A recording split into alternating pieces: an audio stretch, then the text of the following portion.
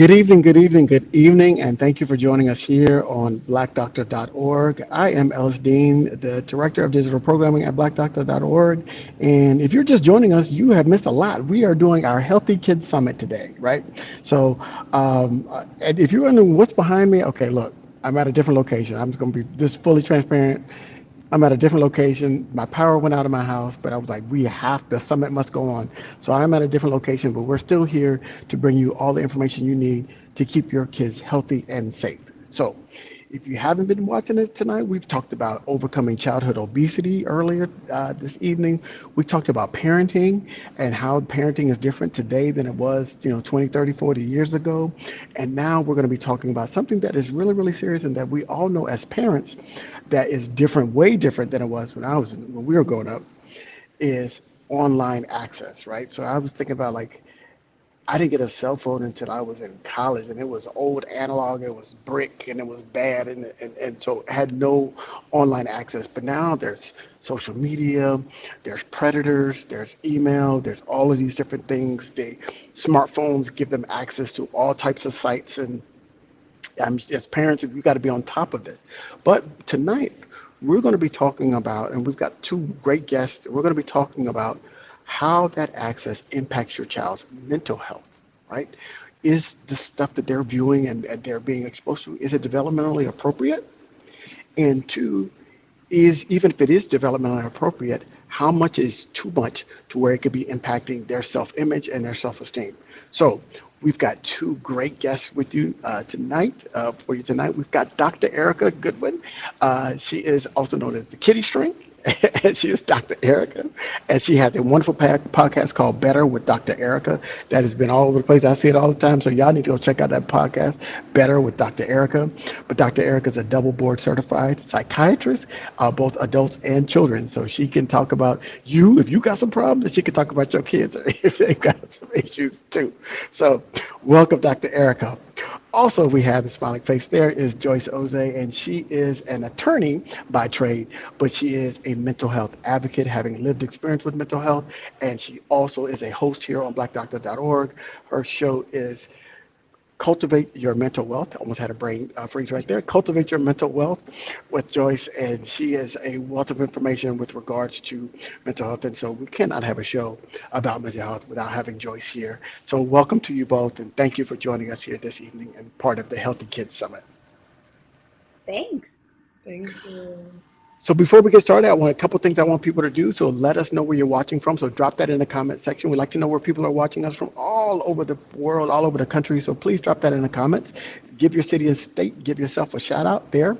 Also, number two, if you know somebody that needs this information, please tag them and share this on your page. We want to get this information out to as many people as possible. So please tag a friend and share this on your page. And then finally, if you have any questions throughout this broadcast this evening, please put that in the comments section and we will get them asked and answered, because this program is all about you. I borrowed that from Joyce. And we get this program, it's all about you. And so we want to make sure that all of your needs are addressed. So first question is for Dr. Erica. Dr. Erica, I said developmentally appropriate. And that is a very big kind of umbrella term. Can you help parents understand what does that mean with regards to raising their children? What does developmentally appropriate mean? Just in general? In general, yes. And then we'll Okay. break it down. Well, thank you so much for having me. In general, developmentally appropriate simply means that at each stage of life you're in, there may be a different place you are developing socially, with language, brain development, and all those kinds of things. So when we refer to things as developmentally appropriate, it simply means that whatever we're talking about or referring to is something that a person of that age and that stage of development can actually cope with and process that information. So when we're talking about children, and I know there's been this acceleration, right? Especially like I've seen, 6-year-olds and 3 and 4 and 5-year-olds walking around with smartphones. Uh, you know, would that be something that's considered developmentally appropriate? And so we've had this debate all the time with regards to, okay, when do you give a child a smartphone? When do you allow them to have their first date? Or, all of these different things that are developmental, but is that something that's more individually defined in terms of the maturity level of the child, and how is that assessed by a parent? Well, honestly, most people don't do the Dr. Erica plan, which is all these kids should have crickets. Y'all remember the cricket phone? You put in those couple of phone numbers so they can call 911, mama, daddy, grandma, maybe cool auntie. The Dr. Erica plan would be nobody would have a smartphone until they were a teenager, at least. That's my personal plan. Are people doing that? Absolutely not. It is not happening. But I do think if people are going to allow kids to have access to these electronics, they have to be adequately monitored. And that's been one of the historic issues we've had with that. It's getting a little bit better now that the standard is everything has internet, because I still remember earlier when kids had like handheld video gaming systems and their parents didn't even realize they were connected to the internet. And now people at least know that they're on the web. I think there is a lot of room for improvement and growth as far as actually monitoring what people are looking at and how much they're looking at and how much access they have. Because in my personal opinion, these kids don't need half the stuff they have. And I see what happens when they have all these things. Absolutely. So Joyce, when we're talking about social media, right? And social media is rampant, and I always had to get, especially like in the teens, and as we started approaching 2020, and people were just talking, oh, my child's social media and this and that, and I was like, it's only been around since like 2008, right? It's not very, very old, but it's now so ingrained into our lives that our children are just basically grew up on it. I had at least a great part of my development was without social media, and so I can take it or leave it. There's days that I don't post, and there's days that I do, and I use it more for like, thought pieces and business purposes than I do for personal. But not everybody's like that, and so can you kind of talk about what social media does and how it can really impact a person's image and self-esteem? Yeah, sure. So I want to clarify first what we're not necessarily saying. I mean, we're on a social media platform, so we're not categorically saying that social media is evil or social media has even created anything new. When we're talking about body image issues, self-esteem, I mean, those issues have been around since human beings have been around. I mean, fear, disappointment in self, all of those things are a little bit natural to the human condition and can breed negativity.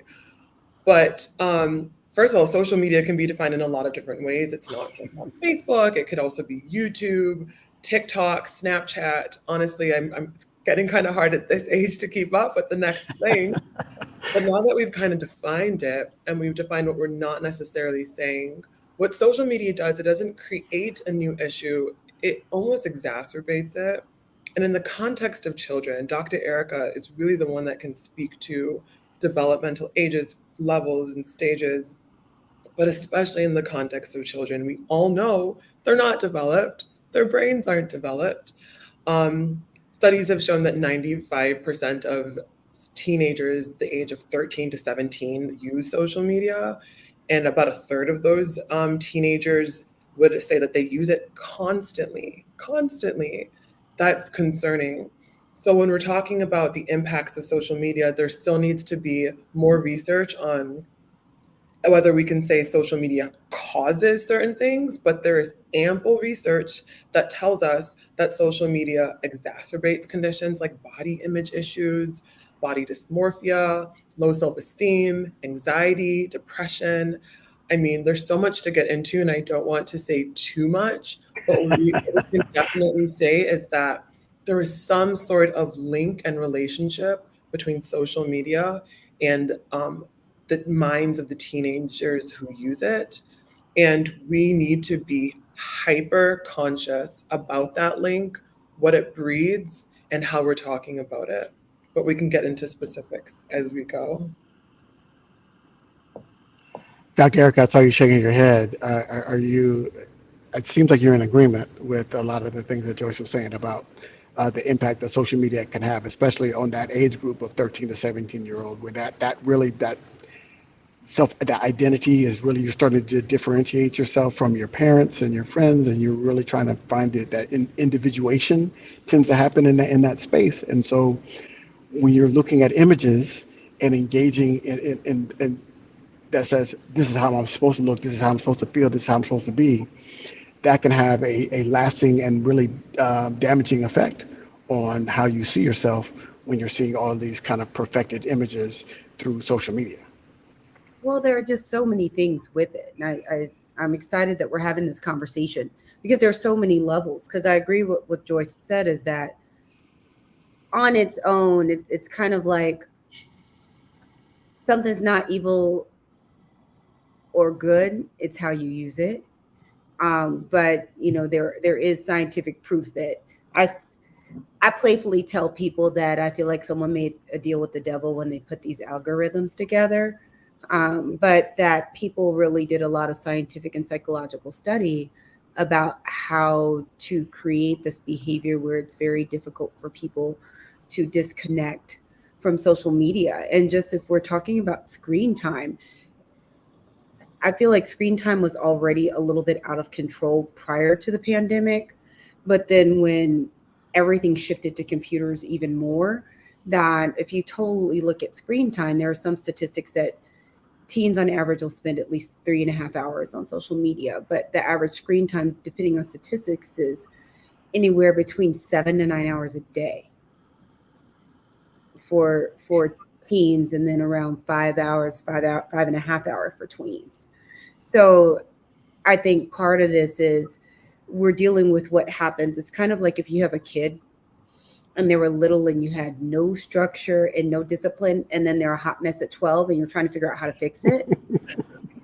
is that we've used screens and had so much open access that then when it starts becoming problematic, it's harder to recondition this behavior, because not only is there an addictive quality, the average kid's like, well, all my friends are on it. I've had kids that were being cyberbullied and they looked at me like I had a third head when I said, how about you come off social media for a while? And they'd rather be cyberbullied than come off of social media. And part of it is we just have a totally different culture. I think most of us are old enough that, I didn't have my first email address till I was in medical school. Wow.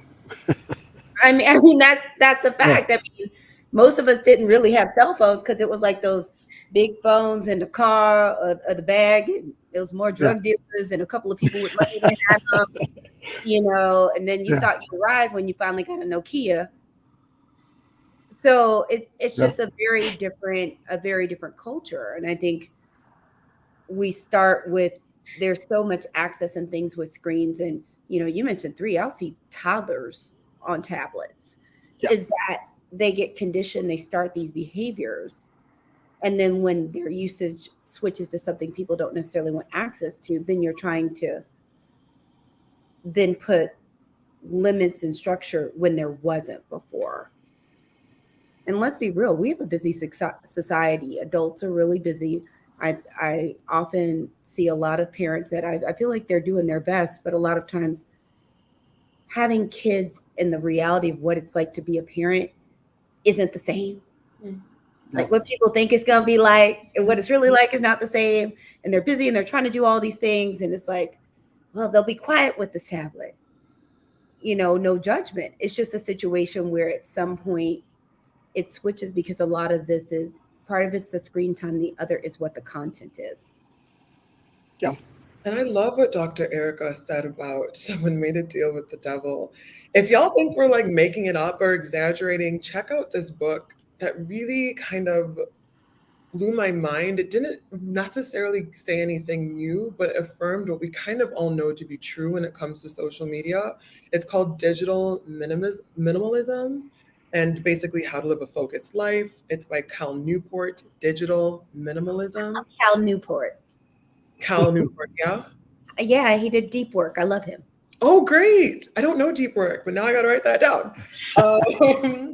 You say it's great, then I really believe it. But what kind of blew my mind with that book is the currency of our time isn't necessarily money.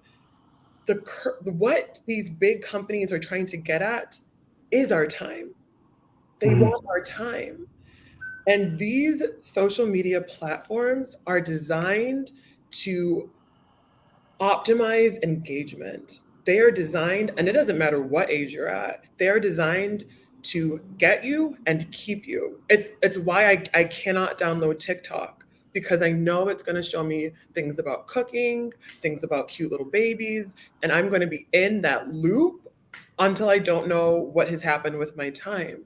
So when we think the engineers that design these apps are literally telling us, we're not making up an agenda, that these apps were designed to take your time and to keep you engaged for not just minutes, hours on end.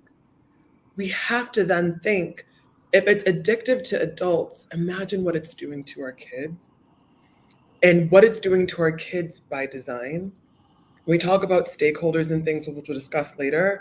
I don't necessarily know that these companies need to be a part of the solution because they're making too much money by creating the problem. But all of this to say is I really want to underscore what Dr. Erica was saying about the deal with the devil. These apps really are designed to take our time and to keep us in the place that they want us. And the people designing these apps don't use it in the way they intend us and our kids to use it. The people designing these apps don't have those accounts. The people designing these apps don't necessarily even have smartphones. Let's think about that. I guess the easiest way for somebody like me to understand it is it's the people that have a junk food company but are vegan, right? So they're selling you junk. They're selling you stuff that's bad for you, but they're not taking it themselves. They're not on it themselves. And so you have to think about it from that perspective. Dr. Erica, as y'all were talking, I was thinking, like, what does that do to a young child's brain that is still in the developmental process? Is it developing almost with that need to have this digital kind of companion / babysitter / connectivity to my social world? Is that now being laced into their brain development to the point where it is going to take a larger undertaking to get them off of that? Well, there continue to be studies about the addictive behavior linked to social media and screen time, because we had talked about kind of digital online, because there's also some other things that hop in there that can be pretty time sucking, such as gaming. Mm-hmm. And I don't know how many of y'all have talked to a young person about how many hours they've been on Roblox or Minecraft. I've heard about that. Yes. My son is the NBA, is the basketball game. He gets online with his friends, and then I mean, and when you're looking at how this all goes, part of it is just the exposure, depending on what the content is they have exposure to violence. They can have, there are some statistics of about 64% of adolescents being exposed to hate-based content. There could be potential exposure to sexually based content. And then you start going down the rabbit hole of, self-injurious behaviors, suicide, things that are related to body image issues. And there's still a lot of things that people are trying to study, but there are definitely some relationships between some of these mental health struggles and the screen time. And then if you plot it out even more, is that when you ask the average, it's not even kids, even adults, what were you up? If you were up late, what were you doing? It's very rare that someone's saying, I was up till 2:00 in the morning reading a book. Someone was scrolling through the videos on YouTube, IG, Facebook, or Instagram, or they were gaming till the middle of the night, because a lot of the gamers will game all night. Mm-hmm. And that can have a definite big impact on mental health, because if you just have insomnia alone, no other mental health conditions. You can have irritability, sadness or dysphoria, some increases in anxiety, some more impulsivity, fatigue, all kinds of things that nobody wants, poor attention. Mm-hmm. It's things just that aren't functional, but happen if you're not sleeping. But what is one of the biggest reasons a lot of people aren't sleeping, other than organic insomnia or insomnia from some kind of medical condition? It's because everyone's tied to screens. Well, I can attest to it. I am on TikTok, Joyce, and I don't use it as often. But the times that I have looked at it, you do get sucked in because it feeds you a steady diet of things that you like, videos that you're clicking on, things that you're interested in, and so you're like, oh, and then next thing you know, you've lost an hour, right? And that in that hour, I wasn't creating anything, I wasn't doing any work, I wasn't resting, I wasn't eating, I wasn't doing anything that could be positive, more positive for me. Was I learning some things? Absolutely, I was learning. However, that hour I lost, that hour and a half I lost. And so that time, right? And they're watching my behaviors, they're watching what I'm doing, and then they're going to start trying to sell me things that are they feel it's in alignment with what I want. And so when we're talking about our kids and protecting our children in terms of being that next generation of leaders, if they're not developing those skill sets because they're going from video to video on their phones, then there's a lack of just kind of skills that they could be developing. How much of a role, Dr. Erica, how much of a role do parents play in curtailing that and curbing some of that um, screen time and that engagement in social media and even gaming? How much a role do parents play in terms of keeping protecting their children from having too much time on screen or on the game? I think parents can play a huge role. I just think part of the issue has been a lot of parents don't have the capacity to do the type of monitoring it takes. It's like when you put a kid in timeout. It's inconvenient for everybody. The kid's in timeout, but you're functionally in timeout while they're in timeout. And it takes a certain amount of fortitude and veracity to really stay on top of this, because you need to have the necessary apps to be able to monitor from the back end what they're looking at.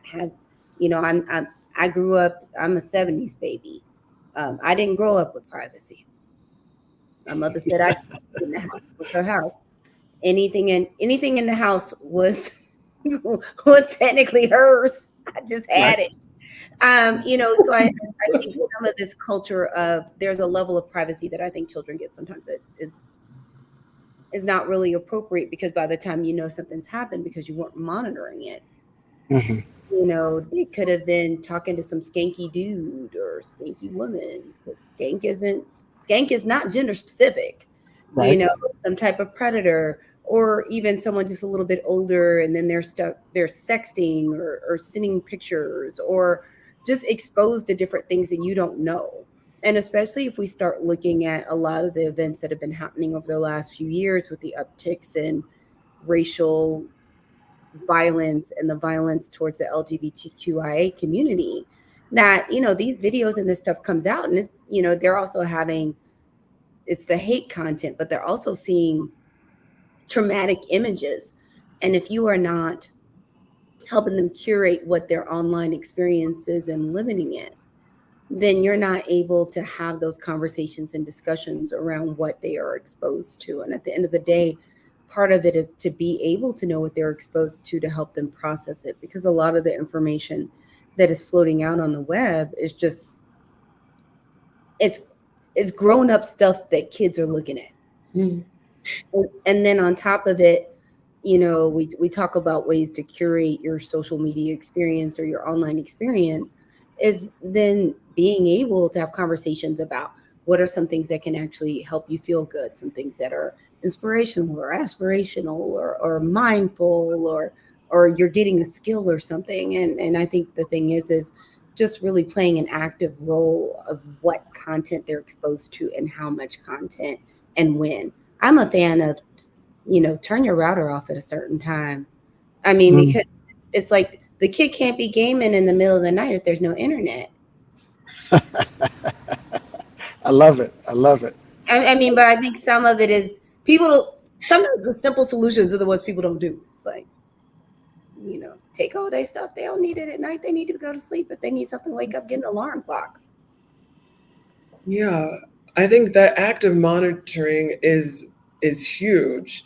And along with actively monitoring and just being in the know, I mean, there's like this big move of gentle parenting, which is beautiful, and it's a response to a lot of the ways we may not have been parented. But it doesn't mean you're not being gentle if you are in their business. It is your business to be in their business. So monitoring is huge, and also modeling is huge. I loved an article I was reading about, not coming into the house on the phone on a call, hey, saying hi to your kids, and then continuing to be on the call, or not having your phone at the dinner table and texting at the dinner table, even if it's not texting, answering an email at the dinner table. Because what you're doing is you're telling them to disassociate from social media and to have that separation while you're actively modeling behavior that is contrary to what you're saying.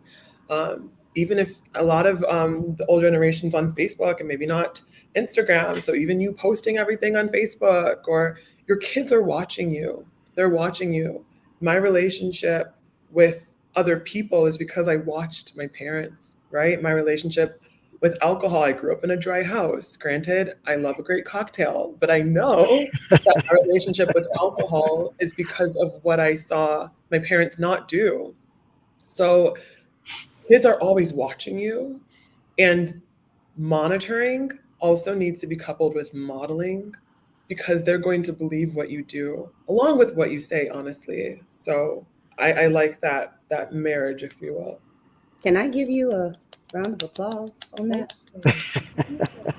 Thanks, Dr. Erica. A doctor applauded me. Well, yes, because I think that's the other piece that's missing is it's hard to monitor something and then you not do it.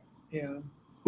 So the grown-ups, we don't need to be on these phones. We don't need to be on these screens all the time. There needs to be some separation, as they say, of church and state. You know, I was when you were talking to us, I had this story that came into my head about modeling, right? And so, um, my father was a drinker, right? And so I remember as a kid, every time we would go to visit our grandparents, he'd get in the car, and the last thing he would do before we would get in the car is he'd grab his bottle of scotch and a fresh glass of ice, and and he just drove, and we would stop and he'd get some more ice, and he'd drink the scotch, and it was very normalized, right? This is terrible behavior this is not something you should be modeling, but I'm just saying how modeling does impact the child. So fast forward, as I'm an adult, I'm in my own relationship, we're going on a trip. I went to the refrigerator, autopilot, grabbed a beer, opened it, and then I got a look. Where are you going? We're about to leave. Where are you going with that beer? And it wasn't until we had that moment where you get snapped out of and I was like, it was automatic. Like that's what you did, right? You grab a drink, you go on a road trip, you open up a drink. But I was like, oh my gosh, I've watched this my entire life. And then in college, we won't talk about college, it's a different time. But so you get to the point where you're an adult and you're on autopilot, right? And so that's what we're really kind of talking about tonight is getting our kids to get off of that autopilot and recognizing like autopilot is I sometimes I observe, teenagers and just try to have them sit without grabbing a phone. It is an interesting exercise to see they start tweaking, right? Literally tweaking. And so there is and the physiology about that is that comment, that like, all that stuff, it releases the pleasure, the serotonin. Doc can explain this better than I can. in the brain. And so our pleasure receptors, we get a pleasurable experience every time you open up. I'm old school, so I'm on Facebook, and you see that little, oh, I've got some responses. I got a comment to my post. I got this, right? You get that little release, so it feels good, and we want that. And so when you're a child and you're at a different developmental level, and we talked about that at the top of this program, that developmentally appropriate, they're going to keep seeking that pleasure, right? And over time, they seek it, then they're going to need more and more. Just like any drug, you're going to need to continue to get more and more of it in order to get the same amount of pleasure out of it. And we start losing the pleasure in more mundane activities, right? Like sitting on your front porch on a pleasant day in the evening and just enjoying the outside air. That is so mundane that if you tried to put a 15-year-old that's addicted to social media out there, they would lose their mind in about 2 minutes. And they would start, as Dr. Erica said, tweaking. And so, but Dr. Erica, my question is, even at that long, kind of self-abashment, kind of, telling all about business kind of situation, is what are some steps? What are some things that parents can do to start weaning their kids off of that, to lower that screen time in a way that is not just a complete cold turkey where they're holding a garbage can in the middle of the floor vomiting like they just got off of heroin, where they can really start lowering that screen time Had a and start. flashback to the 13th floor, dude. I did. Um, but and get them into a way to where they have a more appropriate relationship with social media. So one of the biggest reasons why we need even are having this conversation is if we boil down a large chunk of what these kids and adolescents developmentally are dealing with, they're dealing with identity formation.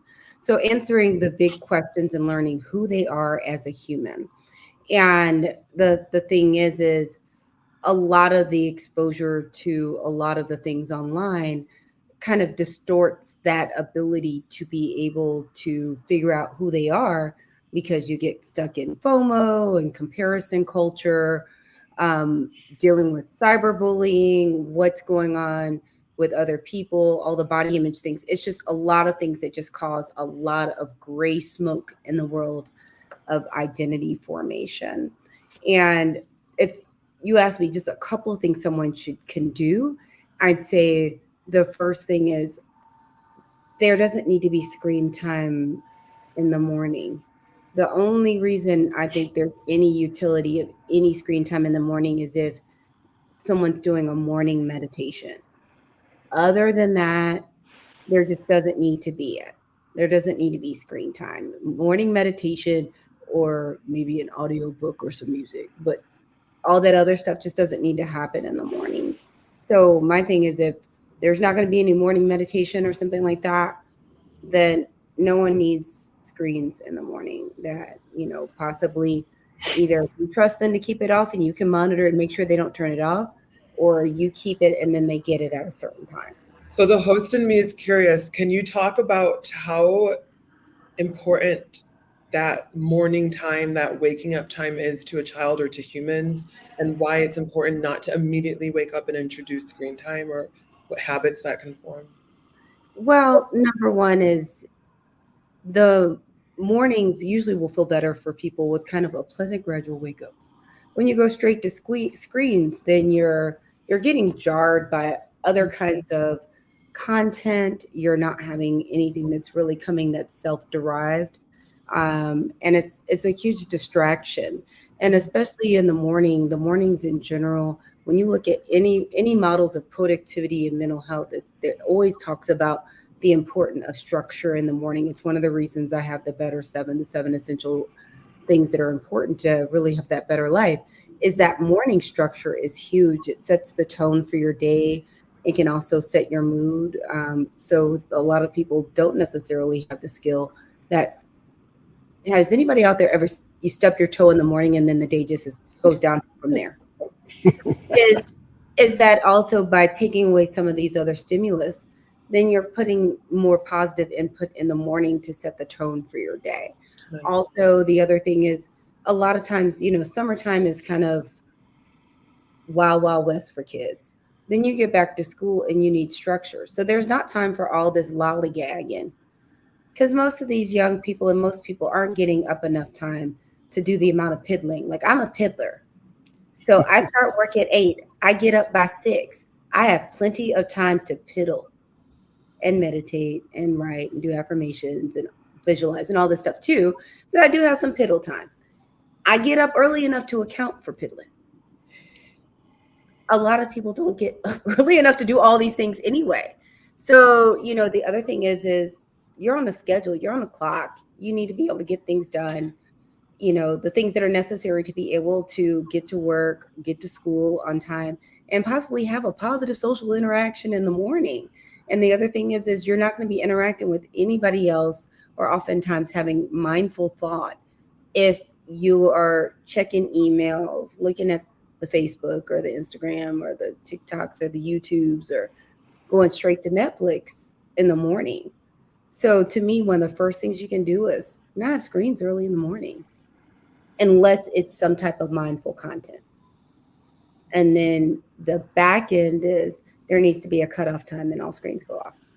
And it's also because blue light interferes with the sleep cycle and your circadian rhythms. So we talked about how important sleep is earlier, that if you're having all this blue light, it's telling your body to be awake, which is not helping you get the rest you need. So I'm a big fan of, at the latest, cutting off screens an hour before bedtime. But that also means people need to have bedtimes, because I talk to so many people and there's not a structure. You say, what's bedtime? They're like, oh no. What's the bedtime routine? And I think there needs to be structure at the beginning and the end of the day, not only for adults, but also for children. So I think those are 2 high yield ways to kind of get there. But the other thing is you need to install, there are a variety of tracking apps for adults. But you need to be able to monitor what your kid's screen time is. And, Apples and Androids, you can pull their phones and even look at the phone and see what the screen time is. And then you can adjust. And the last thing is install one of these apps that lets you know, like I use one called WellSpent. If I'm on a selected social media app for longer than 5 minutes, it puts something on the screen and you choose what voice it talks to you, anywhere from kind and supportive and cheerleader up to rage. You pick what it does, and it's like, you sure you want to do this? You should be talking to someone on the phone. And there's an option at the bottom. You value your time, and it's like, stay on Instagram. But I think it's putting stops in there, so you have to intentionally do it, because part of a lot of these behaviors are they're mindless. I mean, I thought Ellis was winning when he said he just lost an hour on TikTok. I mean, I won't lie. I just do these apps because you look up and I lost 2 hours of my life. Yeah. To nothing. Yes. To absolutely nothing. To nothing. So I think if you do those things, those are kind of quick, easy things you can do to start cutting that time off. But, the other thing is you have to model it. Like Joyce said, you can't be on your computer or the TV. I mean, the computer, your tablet, or your phone constantly, and then tell your kids you don't need to be on the phone. That's facts.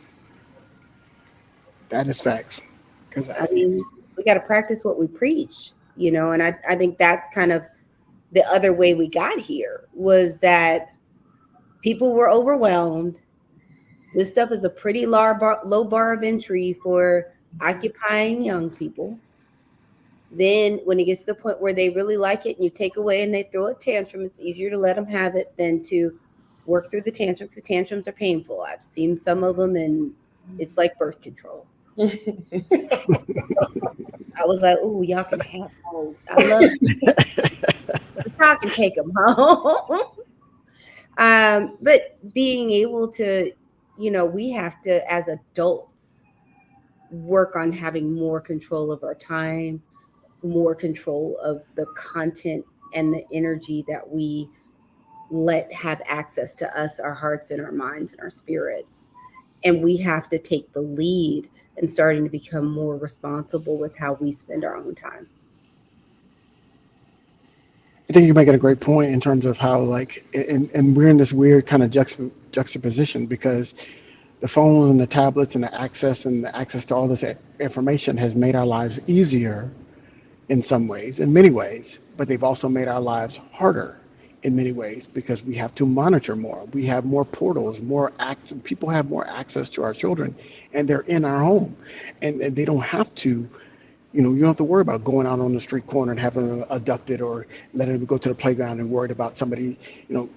They're reaching your child in their bedroom because they're coming through that portal of their device. And so you have to be very intentional. That's a fancy word, but it's like you have to be very, very intentional about how much access you allow your child to have and how much access you allow the world to have to your child. And that's where we're going back to the beginning of the show, is what is developmentally appropriate.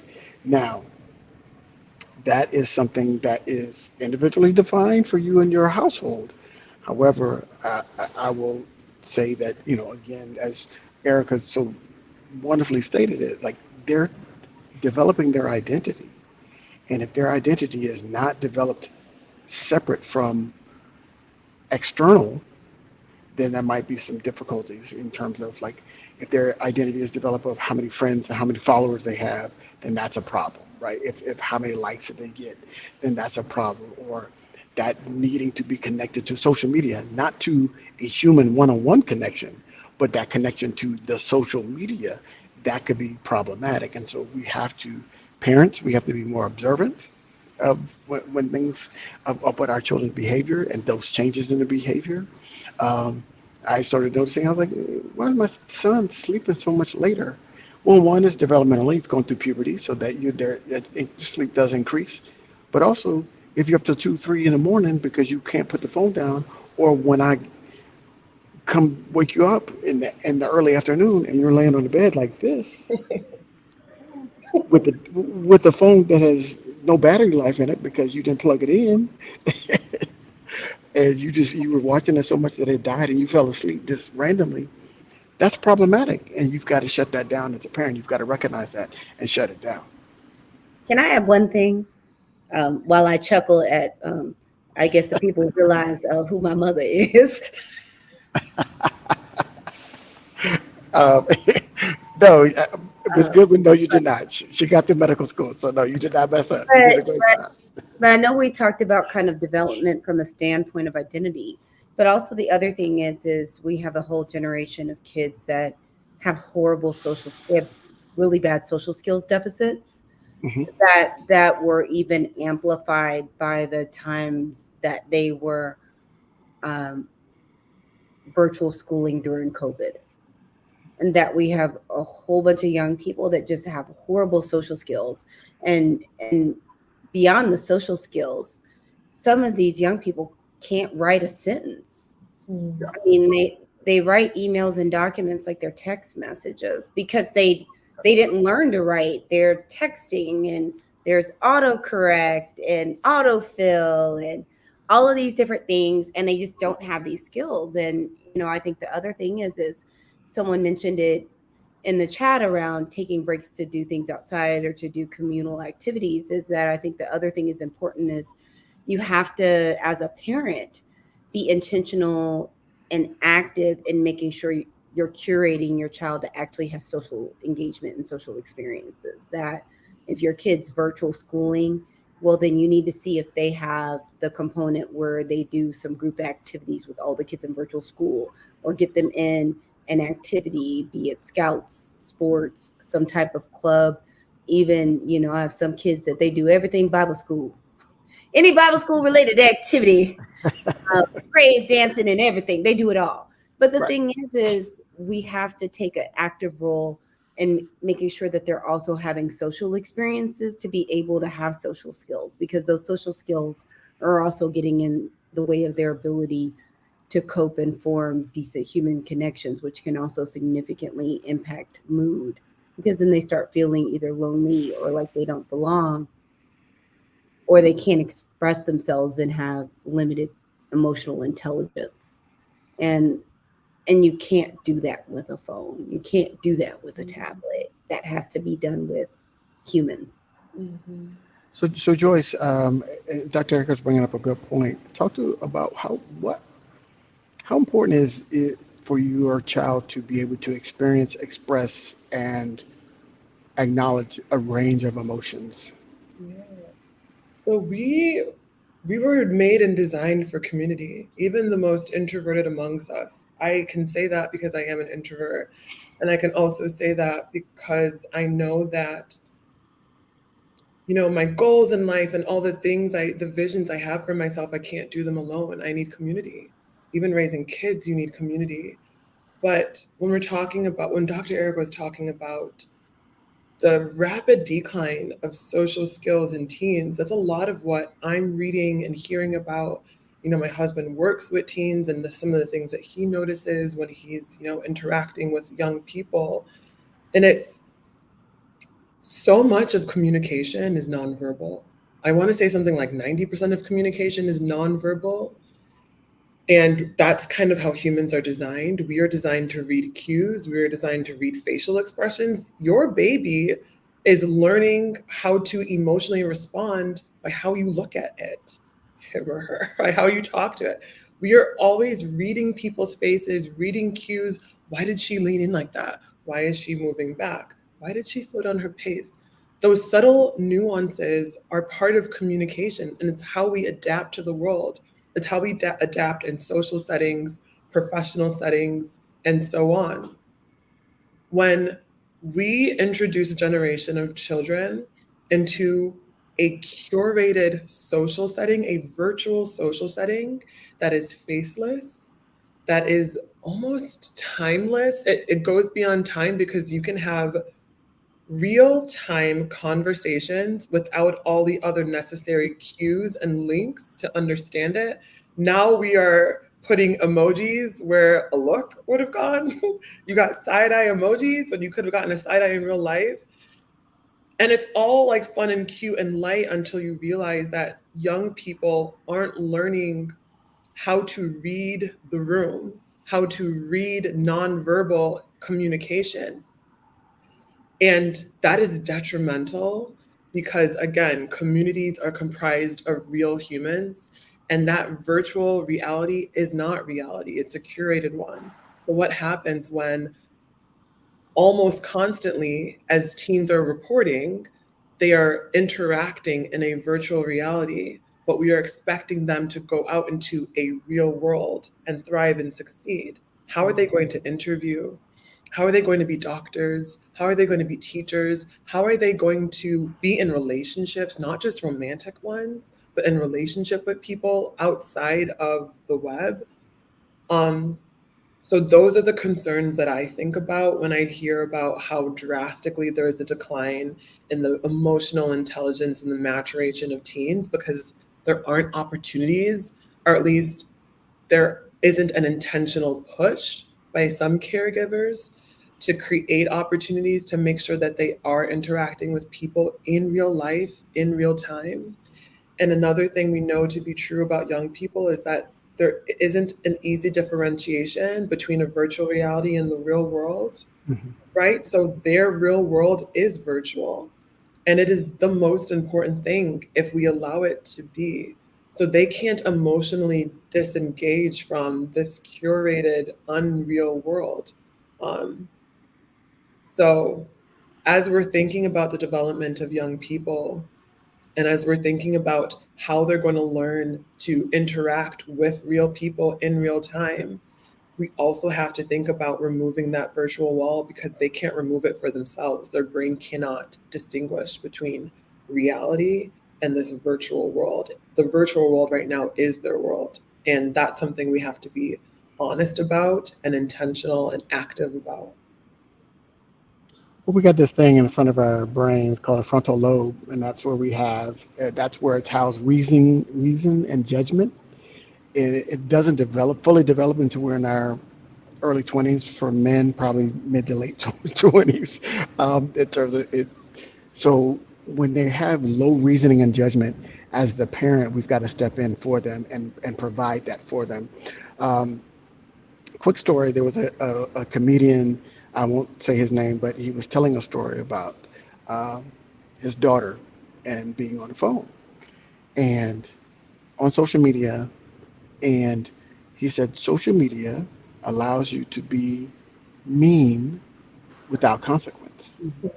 So that's how you get the cyberbullying, because you can post a picture of yourself and I can put under there, you're fat.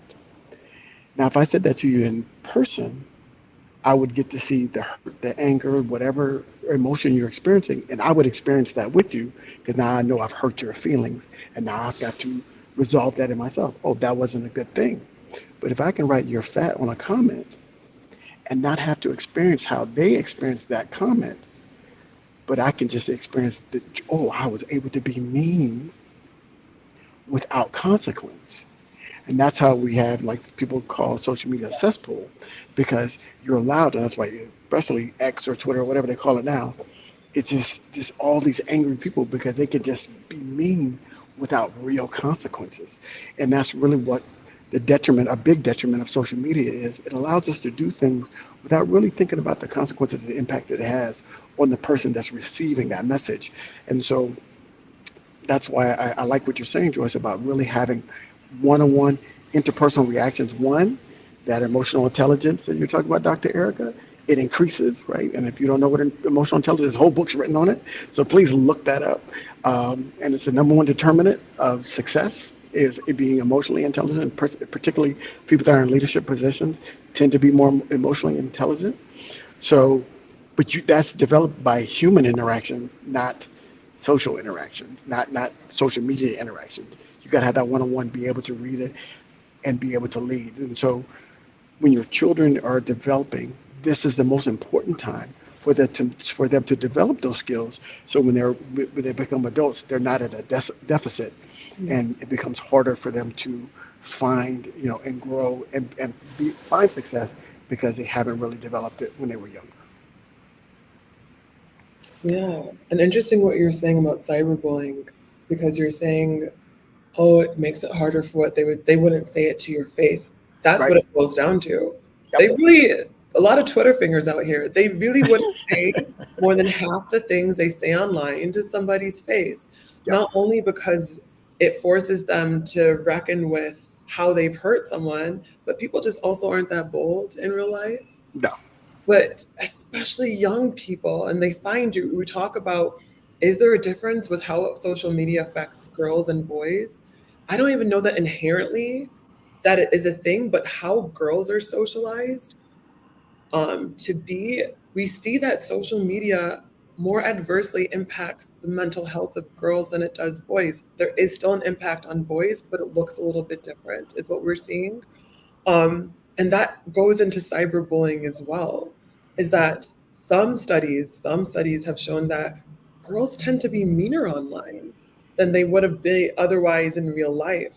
And again, bullying has always been a thing. No one's saying that social media created bullying. Nope. It's certainly a vessel to make it a lot easier to say the things that you'd be too scary to say to someone's face. And that's something we also have to look at when thinking about the avenues young people now have to trap and trick and bully each other. It's serious.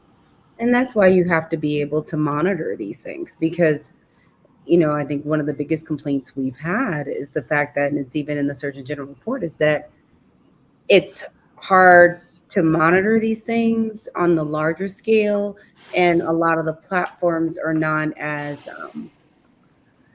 vigilant.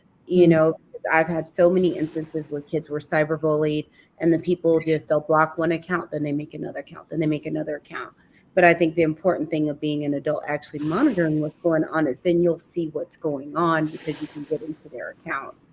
I think the difficult thing is when you're not monitoring and all this stuff is happening, you just don't know what it is. You don't know what they're exposed to. And I think knowing what they're exposed to also opens a lot of opportunities to be able to have conversations with your young people about what they're exposed to, what they're seeing, what their thoughts are, and even be intermediaries to be able to talk about their thoughts and feelings. But the thing is you have to have some level of monitoring and engagement to do those things. But the other thing is, it's not easy. When you're trying to change behaviors, it's never really fun. No. And the thing is, as an adult, it's easier for us due to where we are, what our goals are, and our ability to abstract, because that's the other thing. The ability to abstract doesn't really start getting locked in until kids are teens. There's some really smart kids that can do it when they're younger, but the average, that's not something an 8 or 9 year olds or 10 or 11-year-olds typically going to do a lot of. Is No. we can, when the rubber meets the road, we can sit and say, we're wasting time. I have too much to do. I'm not getting enough sleep. I'm not going to do this. They don't oftentimes really understand or value what the motivations are. Getting more sleep isn't a motivator for the average kid I meet with. Feeling more rested is not a motivator. Having time to play outside is not a motivator. Having time to eat family dinner is not a motivator. So you have to be able to tolerate the discomfort, because they're not going to be happy with any limitation. And you have to find ways, and maybe you need to meditate yourself and be very mindful and ground to deal with the discomfort, because I think that's one of the reasons it gets hard for a lot of parents to start monitoring and limiting usage, because it's painful for them dealing with the kid acting up, because that's what they want to do, and you have to be able to ride it out. We're going to let that be the last word. That was fantastic. Lean into the discomfort. Parents, lean into it. Protect your children, protect their emotions, protect their self-esteem, protect their identity development. We've heard all of that tonight. Make sure things are developmentally appropriate for what they're doing. Understand boys and girls react differently. Um, Teach them that if they're not willing, if they can't say it to somebody's face, don't put it online, right? Teach them to protect themselves. I tell my children all the time, I say, if you post something, you got to make sure you can stand by it. Whatever you post, whether it's a picture or a statement, if you can't stand by it, if you think later on in life it's not going to be a good look, don't post it today, right? And so those are just some quick tips. I want to thank my guests, Joyce, of course, and Dr. Erica for coming on. Um, so make sure you check out Joyce's show. That is Cultivate Your Mental Wealth, here Tuesday, every other Tuesday, here on blackdoctor.org. Make sure you go get that Better with Dr. Erica podcast. You can listen to it on the next time you get on a plane, like at 6 in the morning. Um, you can just put it on and play it and listen. And you can play my episode. That'll give you some entertainment there. So definitely check out Better with Dr. Erica as well. Thank you all for joining us here as part of the Healthy Kids Summit. Uh, Limit your child's online access. Monitor it. Do what you need to do to keep them safe, and so they can develop healthy and appropriate as they become an adult.